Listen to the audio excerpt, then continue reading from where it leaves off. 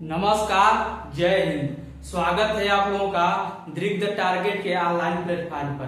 कैसे हैं आप लोग? आशा करता हूं स्वस्थ होंगे, मस्त होंगे। आपकी पढ़ाई लिखाई बिल्कुल शानदार तरीके से चल रही होगी। मित्रों, आजकल हम लोग संधि के विषय पर चर्चा कर रहे हैं। इससे पहले वाली क्लासों में हम लोग स्वर संधि और व्यंजन संधि के बारे में सीख चुके हैं। आज की क्लास में हम लोग विसर्ग संधि के बारे में चर्चा करने वाले हैं। तो आइए स्टार्ट करते हैं आज की क्लास और जानते हैं कि विसर्ग संधि क्या होती है। तो सबसे पहले हम ये जान लेते हैं कि विसर्ग संधि होती क्या है। विसर्ग संधि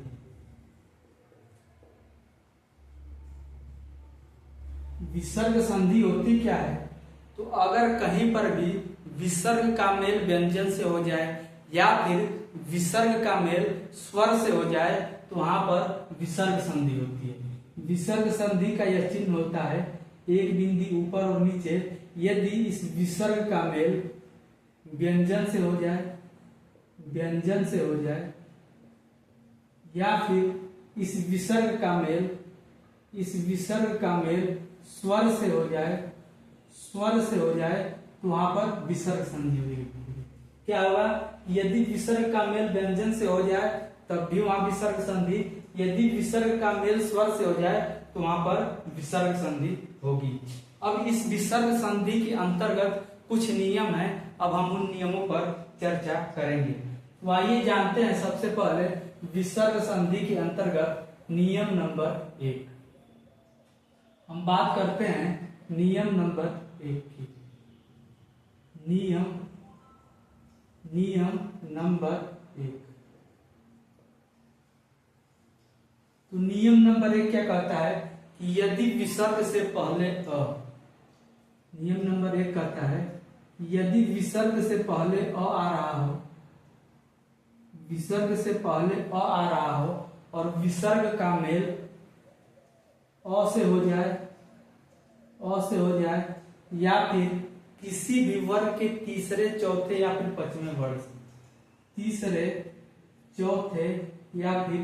पांचवें वर्ग से, तीसरा, चौथा और पांचवा वर्ग का क्या मतलब कि जैसे क वर्ग की बात करें तो क और ख दो छोड़ देंगे, उसके बाद तीसरा क्या हो जाएगा? ग, घ और अंग। उसी प्रकार च वर्ग का च जोड़ देंगे तो ज, झ और य। छोड़ देंगे तो ड, ढ और ड़। उसी प्रकार त वर्ग का त छोड़ देंगे तो द, ध और न। प वर्ग का प छोड़ देंगे तो ब, भ और म। अर्थात यदि विसर्ग के बाद अ या फिर किसी भी वर्ग का तीसरा, चौथा, पांचवा वर्ग या फिर अंतस्थ व्यंजन में कौन कौन से आते हैं? य, र, ल और व या फिर ह आ जाए तो यह विसर्ग किसमें? ओ में परिवर्तित हो जाता है। यह विसर्ग ओ में परिवर्तित हो जाता है। इनमें कोई परिवर्तन नहीं होगा, इनके आने की वजह से यह विसर्ग ओ में परिवर्तित हो जाएगा। अब उदाहरण के माध्यम से हम इसको देखते हैं। जैसे हम लिखें तपह धन बल, बल। अब देखिए यह विसर्ग है और इस प में कहीं ना कहीं अ लगा हुआ है। हम लिखें ऐसे प, यह प में अ लगा हुआ है। उसी प्रकार हम लिखें पा तो इस प में आ लगा हुआ है। उसी प्रकार हम लिखें पी तो इस प में कहीं ना कहीं बड़ी ई लगा हुआ है।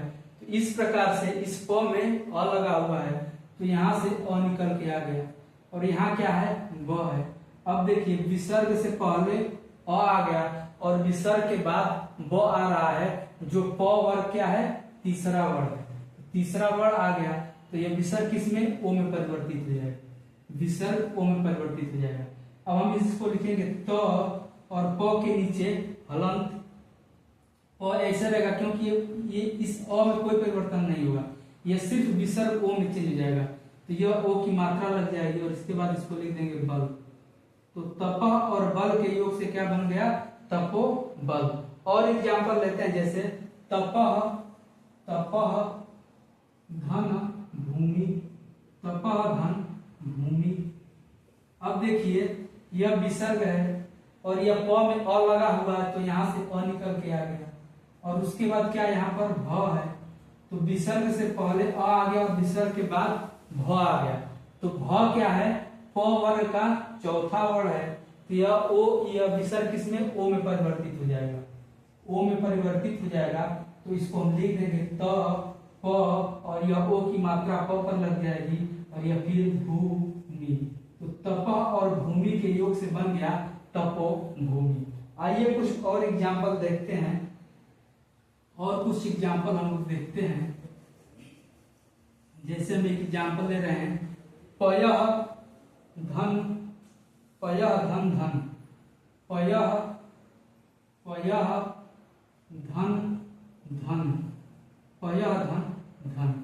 यह विसर्ग आया और इस य में कहीं न कहीं अ लगा हुआ है, तो यहाँ से अ आ गया, यह ध आ गया। ध जो है त वर्ग का कौन सा, चौथा वर्ण है, तो यह ध आ गया। चौथा वर्ण आया तो यह विसर्ग ओ में चेंज हो जाएगा, तो हम इसको लिखेंगे प य, और यह विसर्ग ओ में चेंज जाएगा, तो यो और यह धन तो आएगा ही, तो पयो धन। तो पय और धन के योग से क्या बन गया, पयो धन। एक एग्जाम्पल और लेते हैं, मनः धन योग, मनः मनः धन योग, मनः धन योग। अब देखिए विसर्ग आया और इस न में कहीं न कहीं अ लगा हुआ है, तो यहाँ से अ आ गया, और उसके बाद यह आ गया। यह क्या है, अंतस्थ व्यंजन, तो यह आ गया, तो यह विसर्ग किसमें, ओ में चेंज हो जाएगा। इसको लिखेंगे म न, और न पर ओ की मात्रा, और यह योग तो रहेगा ही, तो यह बन गया मनः और योग के जुड़ने से मनो योग। आइए अब अगला एग्जाम्पल देखते हैं। अब हम एक एग्जाम्पल लेते हैं, पुनः धन मुद्रण, पुनः पुनः पुनः धन मुद्रण, पुनः धन मुद्रण। अब देखिए विसर्ग है और विसर्ग से पहले इस न से अ निकल के आ गया, अ आ गया, और फिर उसके बाद म आ गया। तो म क्या है, प फ ब म, प वर्ग का पांचवा वर्ण है म, तो यह विसर्ग ओ में चेंज हो जाएगा, तो इसको हम लिखेंगे पु न, और न पर ओ की मात्रा और मुद्रण, पनो मुद्रण। लेकिन यह गलत है। आप कहेंगे सर कैसे गलत हो गया, अभी तो आप नियम बताए कि अगर विसर्ग के पहले अ आ रहा है और विसर्ग के बाद तीसरा चौथा या पांचवा वर्ण आ रहा है, तो ये विसर्ग ओ में चेंज हो जाता है। तो यह तो नियम के अनुसार सही, लेकिन कैसे आप गलत, तो यह यहाँ पर ध्यान रखेंगे, पुनः पुनः और अंतः, पुनः और अंतः, यह दो क्या है, अपवाद है, यह दो अपवाद है। यदि इनके बाद विसर्ग आता है तो यह विसर्ग आधे रो में परिवर्तित हो जाता है। ध्यान रखेंगे कि पुनः और अंतः इस नियम के यह दो अपवाद हैं। अगर इनके बाद विसर्ग आता है तो यह विसर्ग आधा रो में परिवर्तित हो जाएगा। अब देखिए हम इस नियम से हम लोग चलते हैं। अब क्या कहा कि यदि पुनः के बाद विसर्ग आ गया तो यह आधा रो में चेंज जाएगा, तो हम इसको लिखेंगे पु न, और यह विसर्ग आधा र में, और फिर यह मुद्रण, मुद्रण। अब यह आधा र पहले आया तो यह आधा र म के ऊपर चला जाएगा, तो यह बन जाएगा पुनर्मुद्रण, पुनर्मुद्रण। तो पुनः और मुद्रण के जुड़ने से क्या बन गया, पुनः मुद्रण। एक एग्जाम्पल और लेते हैं, पुनः धन जन्म, पुनः धन जन्म, पुनः धन जन्म, पुनः धन जन्म। अब जैसे देखें यहाँ पर पुनः आया तो यह विसर्ग आधे में चल जाएगा, तो इसको हम लिखेंगे पु न आधा र और ज नम जन्म। तो यह आधा र क्या है, ज के ऊपर चला जाएगा, तो इसको लिखेंगे पु न और ज के ऊपर र और नम। तो पुनः और जन्म के जुड़ने से क्या बन गया, पुनर्जन्म। अब एक एग्जाम्पल देखते हैं अंतः वाला। अंतः वाला के एग्जाम्पल देखते हैं। जैसे हम लिखे अंतः अंतः अंतः धन धान, अंतः धन धान, अंतः धन धान। अब देखिए अंतः भी अपवाद में है तो यह विसर्ग आधे र में चेंज होगा, तो हम इसको लिखेंगे अंत और इस विसर्ग को आधे र में, तो र और यह धान तो आएगा ही, यहाँ पर लिख देते हैं धान। अब ये विसर्ग क्या होगा, इसके ऊपर चला जाएगा, ये बन जाएगा अंत और ये विसर्ग इसके ऊपर चला गया तो अंतर ध्यान, अंतर ध्यान। अंतः अंत और धान के जुड़ने से क्या बन गया, अंतर धान। एक एग्जाम्पल और लेते हैं अंतः धन अग्नि, अंतः धन अग्नि, अंतः अंतः धन अग्नि, अंतः धन अग्नि। अब देखिए अंतः आ गया तो अंतः के बाद विसर्ग गया तो विसर्ग किसमें, आधार, इससे कोई मतलब नहीं है। जब भी अंतः और पुनः के बाद विसर्ग आया तो यह आधे र में चेंज हो जाएगा, तो हम इसको लिखेंगे अंत और यह आधा र और यह अ और ग्नि, ग्नि बच गया। अब देखिए इस आधे रो में जब अ मिल जाएगा तो ये क्या बन जाएगा, पूरा र बन जाएगा, तो हम इसको लिखेंगे अंत र, यह आधा ग और न पर ई का मात्रा, तो अंतरग्नि हो जाएगा अंत और अग्नि के जुड़ने से। तो यह हम लोग सीखे पहला नियम। पहला नियम में क्या सीखे कि यदि विसर्ग से पहले अ आ रहा है और विसर्ग के बाद अ या फिर किसी भी वर्ग का तीसरा चौथा पांचवा वर्ग या फिर य र ल व या फिर ह आ रहा है तो यह विसर्ग ओ में परिवर्तित हो जा रहा है। लेकिन इसके दो अपवाद हैं, पुनः और अंतः। यदि पुनः और अंतः आ रहा है इसमें ये जो विसर्ग है यह आधे र में परिवर्तित हो जाता है। तो ये हम लोग सीखे पहला नियम। अब हम बात करते हैं नियम नंबर 2 की। अब हम बात कर ले रहे हैं नियम नंबर 2।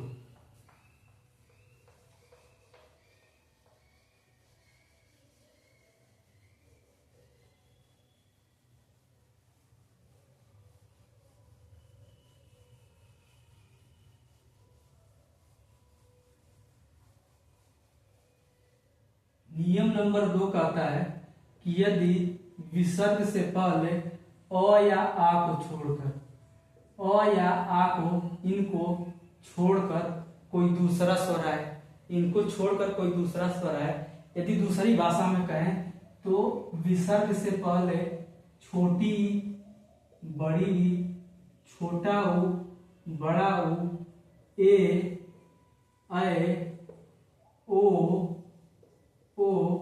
और औ आए और विसर्ग के बाद आ छोटा ऊ बड़ा ऊ या फिर किसी भी वर्ग का तीसरा चौथा पांचवा वर्ग या फिर अंतस्थ व्यंजन य र ल और व आए तो यह विसर्ग किसमें, आधे र में परिवर्तित हो जाता है।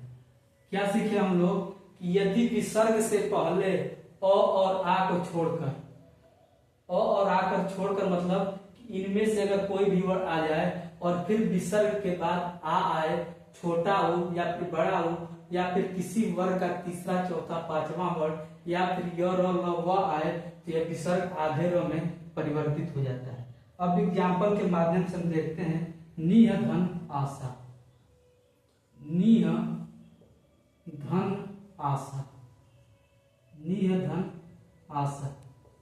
अब देखिए विसर्ग है और विसर्ग से पहले यह क्या आ गई, छोटी ई आ गई और विसर्ग के बाद क्या आ गया, आ गया।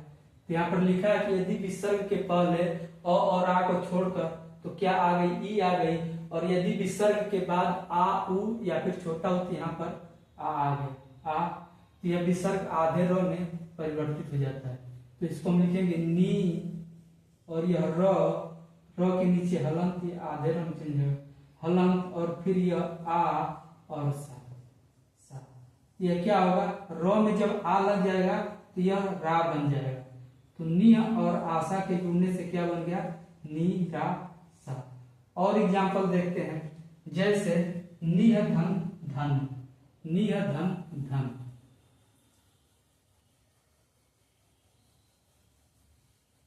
निह निह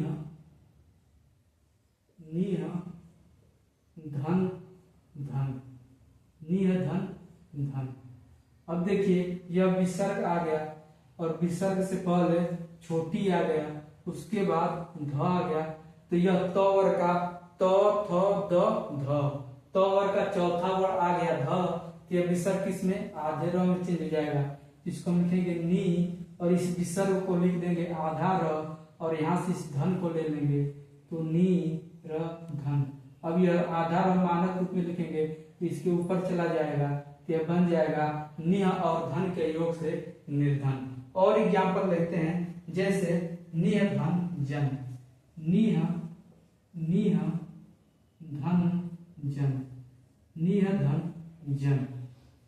देखिए विसर्ग आया, विसर्ग से पहले छोटी ई आ गई और विसर्ग के बाद यह ज आ गया, जो कि च वर्ग का च छ ज तीसरा वर्ण है, तो यह विसर्ग फिर किस में चेंज हो जाएगा, आधे र में। इसको हम लिखेंगे नी और इस विसर्ग को आधे र में परिवर्तित कर देंगे और यहाँ पर लिख देंगे इस जन को, यह क्या बन गया, निर्जन। और यह र जो है आधा, यह इसके ऊपर आ जाएगा, तो निह और जन के योग से क्या बन गया, निर्जन। और कुछ एग्जाम्पल लेते हैं, जैसे बहि धन मुख, बहि धन मुख,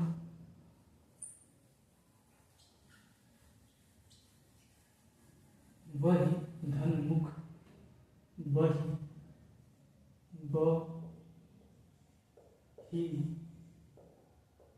बहि धन मुख, बहि धन मुख।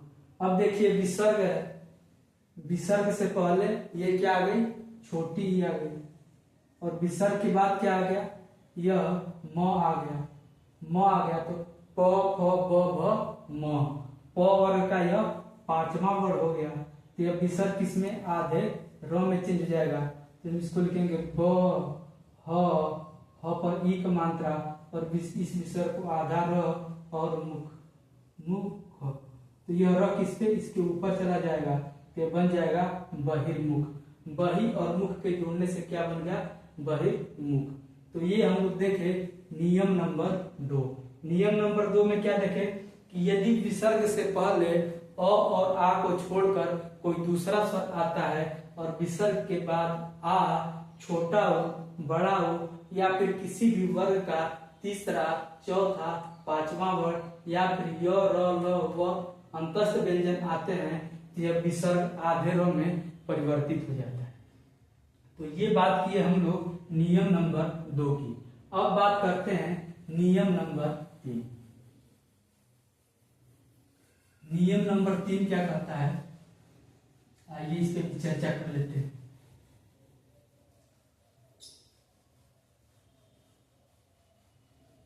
हम बात कर रहे हैं विसर्ग के अंतर्गत नियम नंबर 3 की। नियम नंबर 3, नियम नंबर 3 कहता है कि यदि विसर्ग से पहले कोई भी स्वर आ जाए, विसर्ग से पहले कोई भी स्वर आ जाए और विसर्ग के बाद च, छ या फिर यह तालव्य स आ जाए, तो यह विसर्ग आधे तालव्य स में परिवर्तित हो जाता है। जैसे उदाहरण के माध्यम से हम लोग देखते हैं, निह धन चिंत, निह धन चिंत, निह धन चिंत। देखिए विसर्ग है और विसर्ग से पहले यह छोटी ई आ गई, तो विसर्ग से पहले क्या, स्वर आ गया और विसर्ग के बाद च आ गया, तो यह विसर्ग किसमें, आधे तालव्य स में चेंज हो जाएगा। तो इसको हम लिखेंगे नी और इसको लिख देंगे आधा स और चिंत, चिंत। इसको मानक रूप में कैसे लिखेंगे, तो निस चिंत, निस चिंत। निह और चिंत के जुड़ने से क्या बन गया, निस चिंत। और एग्जाम्पल देखते हैं, जैसे दुख, दुह धन शासन, दुह धन शासन, दुह धन शासन,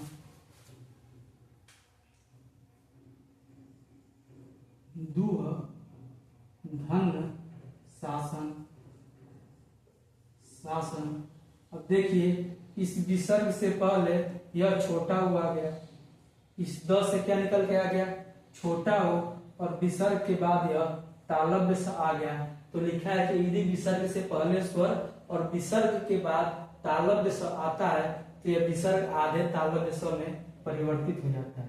इसको लिखेंगे दुह, और यह स आधा स, और इसको शासन को लिख देंगे सा स न। तो दुह और शासन के योग से क्या बन गया, दुशासन। और कुछ एग्जाम्पल देख लेते हैं, जैसे निह धन छल, निह निह धन छल, निह धन छल। यह विसर्ग आ गया, विसर्ग से पहले छोटी ई आ गई और विसर्ग के बाद छ आ गया। यदि विसर्ग के बाद छ आ गया तो यह विसर्ग आधे तालव्य स में चेंज हो जाएगा। तो इसको निह नी, और यह विसर्ग आधे स में, और इसको छल को तो लिख ही देंगे यहाँ पर। तो निह और छल के योग से क्या बन गया, निश्छल। तो ये हम बात किए नियम नंबर 3 की। नियम नंबर 3 क्या कहता है कि यदि विसर्ग से पहले कोई भी स्वर आ जाए और विसर्ग के बाद यदि च छ या फिर तालव्य स आता है तो यह विसर्ग आधे तालव्य स में परिवर्तित हो जाता है। इसको हम उदाहरण के माध्यम से समझे। अब बात करते हैं विसर्ग संधि के अंतर्गत नियम नंबर 4। तो आइए बात करते हैं नियम नंबर 4 पर।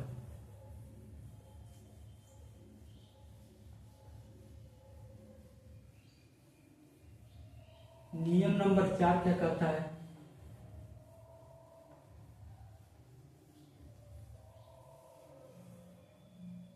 नियम नंबर 4 कहता है कि यदि विसर्ग से पहले छोटी ई या फिर छोटा ऊ आ जाए, यदि विसर्ग से पहले छोटी ई या छोटा ऊ आ जाए और विसर्ग के बाद क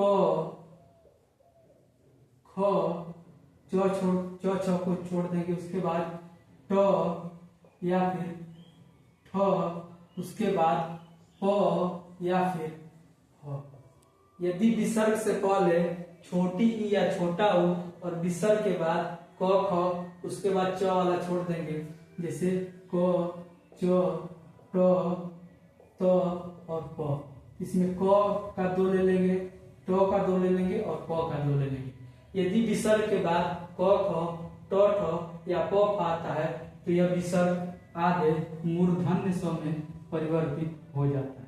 अब जैसे एग्जाम्पल के माध्यम से हम समझते हैं, निह धन कपट, निह धन कपट, निह धन कपट। अब देखिए इस विसर्ग से पहले छोटी ई आ गई, छोटी ई आ गई और इस विसर्ग के बाद क आ गया, विसर्ग के बाद क्या हो गया, क आ गया। तो यह विसर्ग किसमें, आधे स में चेंज जाएगा। इसको हम लिखेंगे नी, और इस विसर्ग को आधे स और क प और ट।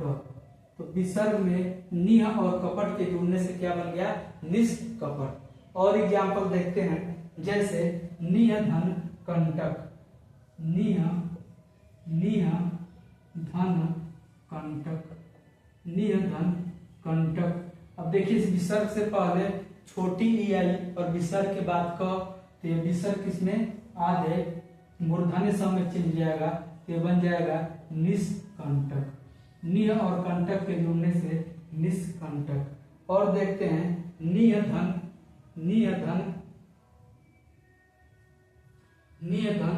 ठुर, निह धन ठुर। एग्जाम्पल और देखते हैं, निह धन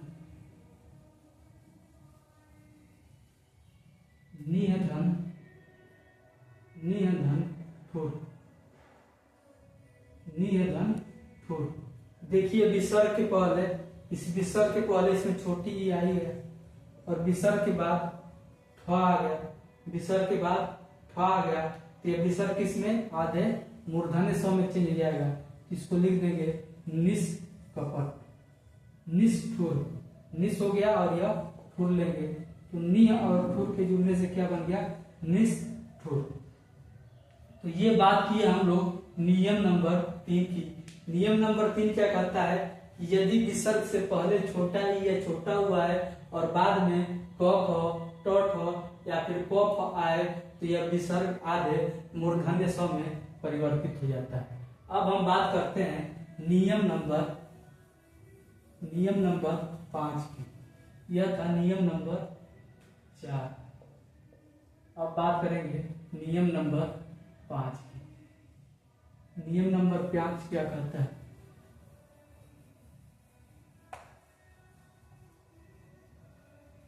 नियम नंबर 5 क्या कहता है?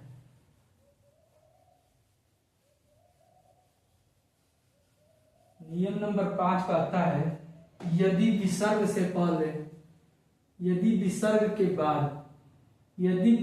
बाद, विसर्ग से पहले कुछ भी हो, लेकिन यदि विसर्ग के बाद त या थ आ जाता है तो यह विसर्ग किसमें आधे, किसमें कंठ तालव मूर्धन्य दंत स में परिवर्तित हो जाता है, आधे दंत स में परिवर्तित हो जाता है।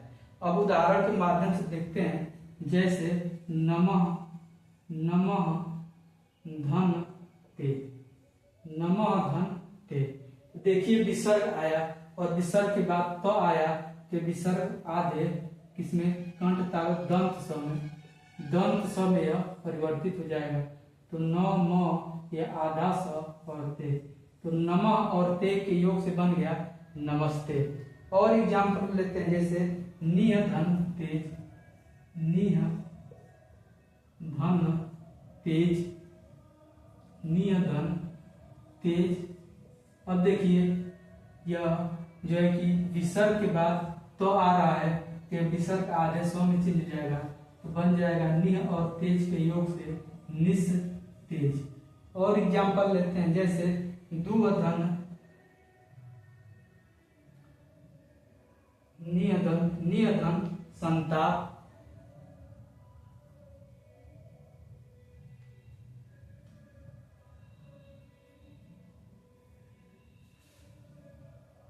मनधन ताप, मनधन ताप, मनधन ताप।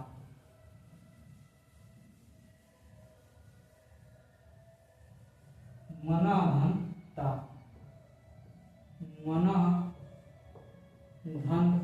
ताप। अब देखिए यह विसर्ग के बाद तो आ गया तो यह किसमें चेंज हो जाएगा आधे स में, तो मनस्ताप, मनस्ताप। मना और ताप के योग से बन गया मनस्ताप। तो यह हम देखे विसर्ग संधि से संबंधित कुछ नियम। तो आज की क्लास यहीं तक रखेंगे, फिर मिलेंगे अगले क्लास में।